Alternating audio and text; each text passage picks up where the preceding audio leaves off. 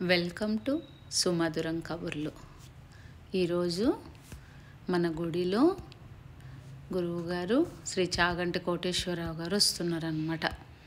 అందుకు సంబంధించినటువంటి ఏర్పాట్లు అంటే ముందు రోజు రాత్రి మర్నాడు పొద్దున పెళ్ళి కాని పిల్లలకు అమ్మవారికి పూజ చేస్తూ వాళ్ళ చేత చేయించారన్నమాట. ఒక 600 మంది పెళ్ళి కాని పిల్లలకు ఈ కార్యక్రమం చేయించడం జరిగింది. ఇది దీప్తి శ్రీనగర్లో ఉన్నటువంటి శ్రీరామాలయంలో ప్రాంగణంలో అన్నమాట జరిగింది. దానికి సంబంధించినటువంటి ఏర్పాట్లు. ఇది ముందు రోజు రాత్రి అమ్మవారిని అక్కడ మకర తోరణం కింద కూర్చోబెడతారు కదా, దానికి పైనంతా పసుపు కొమ్ములు ఆ డెకరేషన్ అంతా చేశామన్నమాట. స్టేజ్ ఇక్కడంతా కూడా వాళ్ళందరూ కూడా కూర్చుంటారు. అది ఇంకా నేను ఎందుకు వెళ్ళాను అంటే నన్ను పిలవటం జరిగింది. నేను కూడా వెళ్ళాను. ఇందులో భాగస్వామి అయినందుకు నేను కూడా సంతోషపడుతున్నాను. ఎందుకంటే నాకు కూడా ఒక చిన్న అవకాశం కల్పించారని. ముందు రోజు రాత్రి ఆయన చాగంటి కోటేశ్వరరావు గారు వాళ్ళ అబ్బాయి గారు వాళ్ళందరూ వచ్చారనమాట. ఆయన ఏర్పాట్లన్నీ కూడా తానే స్వయంగా చూసుకుంటారట ముందు రోజు, ఇవన్నీ కరెక్ట్గా ఉన్నాయా లేదా అని చెప్పని. అందుకోసం ఆయన వచ్చారు. నేను కూడా ఆయనను చూడటం జరిగింది. వెళ్ళాను నేను కూడా రాత్రి. తర్వాత అమ్మవారికి పూల దండ ఆవిడ మెల్లో వేసుకోవటం కోసము ఆవిడకి పూల జడ, అమ్మవారికి జడ కొడుతున్నాను. ఈ అదృష్టాన్ని నాకు కల్పించారు. కాబట్టి నేను చేస్తున్నాను. ముందు రోజు రాత్రి పూలు అది తెచ్చేసుకొని కుడుతున్నాను అనమాట. మామూలుగా అయితే ఎప్పుడు కూడా దర్బలతో కుట్టి కుడతాను. ఆ మోడల్ కాకుండా వాళ్ళకి ఇది నచ్చిందట, అందుకు ఇలా కుట్టమంటే ఇంకా సరే నేను ఇలా కుడుతున్నాను అనమాట. పూలదండ విఘ్నేశ్వరుడికి ఒకటి, అమ్మవారికి ఒకటి, అమ్మవారు పెట్టుకోవటానికి పూలదండ. ఇది చూస్తూ మనం భాగవతంలో ఒక కథ చెప్పుకుందాం, చిన్న కథ. చిత్రకేతు మహారాజు అనేటటువంటి ఒక మహారాజు. ఆయన ఒకానొక సందర్భంలో ఆయన పుత్రుడు చనిపోయినప్పుడు ఆంగీరసో మహర్షి వలన ఆయన పుత్రుడు జన్మిస్తాడు. ఇది భాగవతంలో వస్తుంది. ఆయన చనిపోయినప్పుడు మళ్ళీ ఆంగీరసో మహర్షి వచ్చినప్పుడు ఆయన బాధపడినప్పుడు ఆయన మళ్ళీ తిరిగి ఆ పిల్లవాడిని బ్రతికించినప్పుడు ఆ పిల్లవాడు చెప్తాడనమాట, ఎవరు తండ్రి ఎవరు ఇది అని చెప్పేసి అది జరుగుతుంది కథ. అప్పుడు ఈయనకు ఇదంతా కూడా అశాశ్వతమా అన్నటువంటి ఒక రకమైన వైరాగ్య భావం కలుగుతుంది మనసులో. అప్పుడు ఈయన ఏంటంటే నారద మహర్షి దగ్గరికి వెళ్తాడు. నారద మహర్షి చేత దేవుడు తత్వము ఏది శాశ్వతము ఏది అశాశ్వతము అదంతా కూడా ఉపదేశం తీసుకొని నారద మహర్షి ఈ విధంగా మంత్రాన్ని ఉపదేశిస్తే ఆయన 7 రాత్రులు 7 పగళ్ళు ఆయన ఎలా చెప్పాడో అలాగా తీవ్రంగా అలా భగవంతుడి గురించి ఆ మంత్రం యొక్క సాధన జపం చేయటం జరిగిందనమాట. అలా చేసినప్పుడు ఏంటంటే సంకర్షణమూర్తి అంటే ఆదిశేషుడు. ఆదిశేషుడిని ఆయన దర్శనం ఇస్తారనమాట. ఆయనను చూసి మళ్ళీ ఆయన దగ్గర కూడా ఇంకా కొంచెం భగవంతుడి గురించి చెప్పించుకొని చాలా జాగ్రత్తగా ఉంటాడు ఆయన. ఈయన యొక్క ఉపాసనకు సంతోషించినటువంటి పరమాత్మ ఆయనకు ఒక దివ్య విమానాన్ని ప్రసాదించాడనమాట. ఆ విమానంలో కూర్చొని భగవంతుని ఎవరెవరైతే స్మరిస్తూ ఉంటారో, భగవంతుని ఎవరెవరైతే కీర్తిస్తూ ఉంటారో వాళ్ళందరినీ ఆ విమానంలో పెట్టుకొని తిప్పుతూ ఉంటారనమాట. వాళ్ళకి ఎక్కడికి కావస్తే అక్కడికి. అలా జాగ్రత్తగా చాలా భయభక్తులతో ఆయన జీవిస్తూ ఉంటాడనమాట. ఇలా ఉండగా ఆయన మనసులో ఒక్కసారి ఒక రకమైన చెడ్డ భావం ఏర్పడుతుంది. అలా చాలా జాగ్రత్తగా ఉన్నటువంటి చిత్రకేతు మహారాజుకు ఒకరోజు చాలా విచిత్రమైనటువంటి పరిస్థితి ఎదురైందనమాట. ఏంటంటే ఆయన ఆ రథంలో తిరుగుతూ ఉంటాడు కదా, కైలాసం మీదుగా వెళ్తూ ఉంటే అక్కడ అందరూ సభలో తీర్చి ఉన్నారు. అంటే అందరూ కూర్చొని ఉన్నారనమాట. శివయ్య ఏమో పైన కూర్చొని ఉన్నాడు. శివయ్య ఎడమ కాలు తొడ మీద అమ్మవారు కూర్చొని ఉంది. ఆయనకి ఎందుకో తెలియదు, అందరూ సేవిస్తున్నటువంటి సభను సైలెంట్గా ఉంది. పరవశించిపోయి పరమేశ్వరుని అమ్మవారిని చూస్తూ ఉన్నారనమాట వాళ్ళందరూ కూడా. అప్పుడు ఈయన అన్నాడు, స్త్రీని ఒళ్ళో కూర్చోబెట్టుకొని అందరికీ ఇలా ఉండటం ఏమన్నా న్యాయంగా ఉందా అని అన్నాడు. అందరు పిన్ డ్రాప్ సైలెంట్గా ఉంటే. అప్పుడు శివయ్య ఏమీ మాట్లాడలేదు, కామ్గా అలా చూస్తూ ఉన్నాడు. అప్పుడు అమ్మకు కోపం వచ్చింది. ఇంత జ్ఞానం సంపాదించుకున్న వాడివి ఇప్పుడు ఇలా ఎందుకు దర్శనమిస్తున్నామో తెలుసుకోలేక అలా అహంకారంతో మాట్లాడావు కనుక, నీకు గర్వం ఎక్కువైంది కనుక నువ్వు బ్రహ్మరాక్షసుడిలాగా జన్మిస్తావు అని చెప్పేసి అమ్మవారు శాపం ఇచ్చిందనమాట ఈ చిత్రకేతు మహారాజుకు. అప్పుడు చిత్రకేతు మహారాజు ఏమన్నాడంటే, అమ్మ నేను ఏ రూపం ఉన్నా నేను హరినామాన్నే చేసుకుంటాను కాబట్టి నాకేమీ పెద్ద తేడా ఏమీ ఉండదు.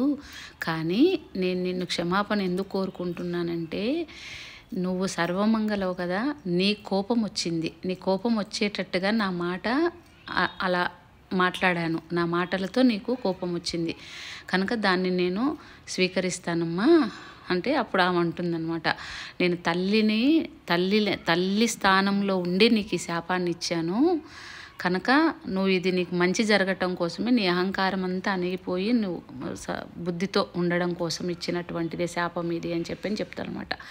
ఈ చిత్రకేతువే మళ్ళీ వృత్రాసురుడిగా జన్మిస్తాడనమాట, రాక్షసుడుగా.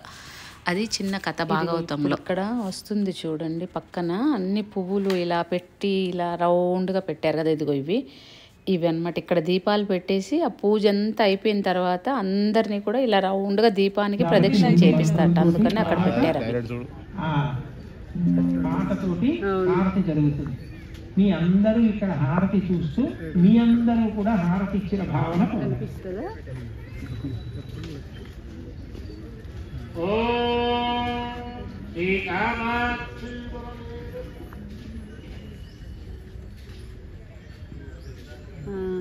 దూరం ఉంది కదా.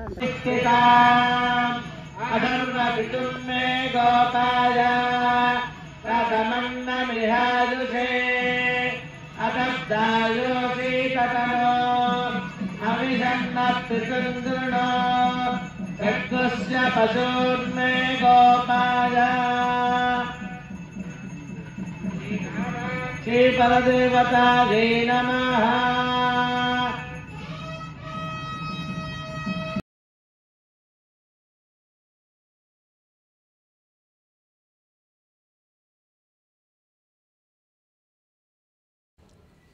ఇక్కడేమో మంగళంపల్లి బాలమురళీకృష్ణ గారు పాడినటువంటి మంగళహారతి పెట్టారు. అది కాపీరైట్ పడుతుంది కదా, అందుకోసం నేను మాట్లాడుతున్నా. అమ్మవారికి చాగంటి కోటేశ్వరరావు గారు గురువు గారే హారతి ఇస్తున్నారు అనమాట. అన్ని ఉపచారాలు ఆయనే చేశారు.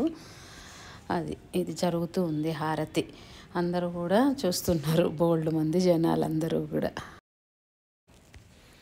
నేను ఇప్పుడు ఒకటి చెప్పాలి ఏంటంటే, ఎప్పుడు కూడా మా గుడిలో సీతామహాలక్ష్మి తల్లికి శ్రీరామనవమికి నేను జడలు స్వయంగా కుట్టి ఇచ్చేటటువంటి అదృష్టాన్ని ఆ గుడి చైర్మన్ గారు నాకు కల్పించారనమాట. కొన్ని వేల రూపాయల పూలు కొంటారు వాళ్ళు, కానీ జడ మాత్రం నన్నే కుట్టడానికి అవకాశం ఇప్పిస్తారు ఆయన. అందుకు నేను కుడతాను. ఈసారి ఏమైందంటే, నాకు ఇంకా పాపాయి పెళ్ళి కుదరడం, పెళ్లి పనుల్లో ఉండటం మూలాన్ని నేనేం చేశానంటే, మార్కెట్ నుంచి తెప్పించి అది నేను ఇవ్వటం జరిగింది, నేను కుట్టలేదు. అయితే అమ్మవారు మళ్ళీ ఇప్పుడు నా చేత కుట్టించుకుందేమో ఇది ఒక కార్యక్రమాన్ని అడ్డుపెట్టి అని అనిపించింది నాకు. నా భావన అది, నాకు అలా అనిపించింది. నేను అప్పుడు కుట్టలేదు కనుక, నువ్వు కుట్టకుండా ఎలా పోతావు, ఇప్పుడు కుట్టు అని చెప్పేసి ఆవిడ ఒక సందర్భం ఏర్పాటు చేసి అలా కుట్టించిందేమో అనుకుంటున్నా. ఆవిడ ఎంత అందం ఉంటే అసలు చూస్తే 2 కళ్ళు సరిపోలేదు తల్లి, అంత అందంగా ఉందన్నమాట. ఆవిడ అలా కూర్చొని ఉంటే అలా చూస్తూ ఉందేమో అక్కడ కూర్చొని అన్నంత కలగా ఆవిడ ఎంత బాగున్నారో పైన స్టేజ్ మీద చూస్తూ ఉంటే. ఆవిడని 2 కళ్ళు సరిపోలేదండి, అంత బాగుంది. అంత బాగా చేయించారని చెప్పచ్చు ఆయన. మా చైర్మన్ గారేమో ఇవన్నీ ఏర్పాట్లు కల్పించారు. మా గుడి ధర్మకర్త గారు, ఆయన గురువు గారు చాగంటి కోటేశ్వర గారి ఆధ్వర్యంలో అన్నీ చాలా క్రమశిక్షణగా చేశారన్నమాట. అది ఎన్నోసార్లు అనుకునే వాళ్ళం, మా గుడికి కూడా చాగంటి కోటేశ్వరరావు గారు గురువు గారు వస్తే బాగుంటుందని. 2 సార్లు వచ్చారండి మా గుడికి ఆయన. ఇది 2nd టైం అన్నమాట.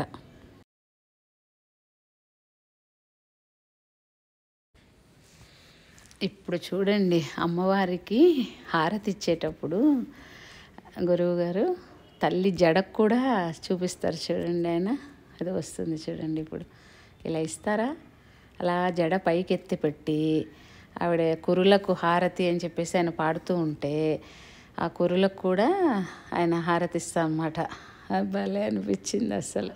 వాళ్ళు చూసారా, అది పెద్ద జడ, ఆవిడకి ఎంత పెద్దగా పెట్టుకున్నారో. చక్కగా ఆవిడ జడ వేసేసుకొని దానికి పూల జడ పెట్టుకున్నారు. చాలా బాగుండింది. అన్ని ఉపచారాలండి ఆవిడకి. అద్దము అన్నీ కూడా చక్కగా చేశారనమాట. ఆవిడకి నక్షత్ర హారతి, మంగళ హారతి, అన్ని ఉపచారాలు, అద్దం దర్శనము, ఆవిడ దర్పణ దర్శనం, అవన్నీ కూడా అసలు ఆవిడ ముఖం చూడండి ఎంత కళగా ఉందో, మళ్ళీ మళ్ళీ చూడాలనిపించేటట్టు చేశారు. మళ్ళీ అందరి చేత అలా ప్రదక్షిణ, ఇందాక ఫస్ట్ స్టార్టింగ్లో చూపెట్టాను కదా, అలా వరుసగా పూలు దీపం పెట్టి అవన్నీ చేయించారనమాట. అన్నీ బాగా జరిగాయండి. Thank you for watching.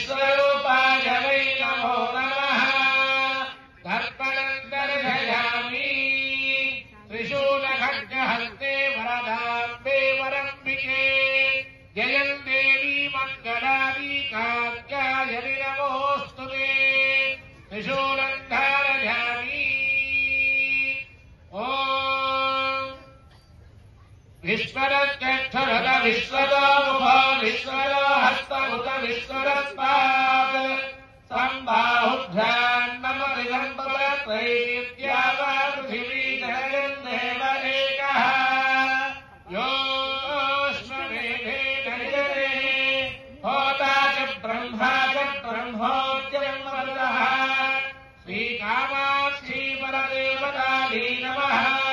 गजानारोहयामि अश्वानारोहयामि.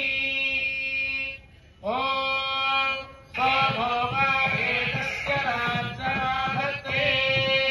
అమ్మవారి యొక్క అద్భుతమైనటువంటి రూపాన్ని దర్శించడానికి దర్పణ సేవా కార్యక్రమం జరుగుతోంది.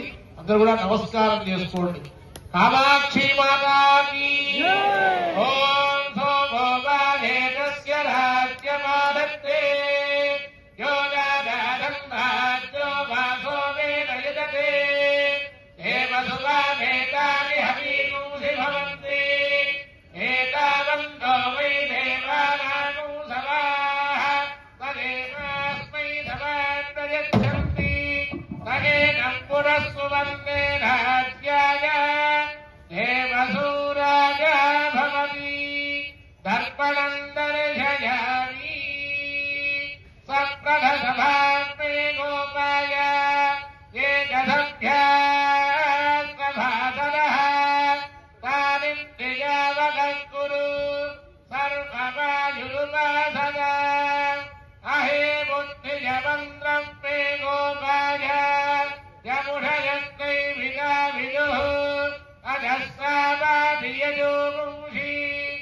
साहित्य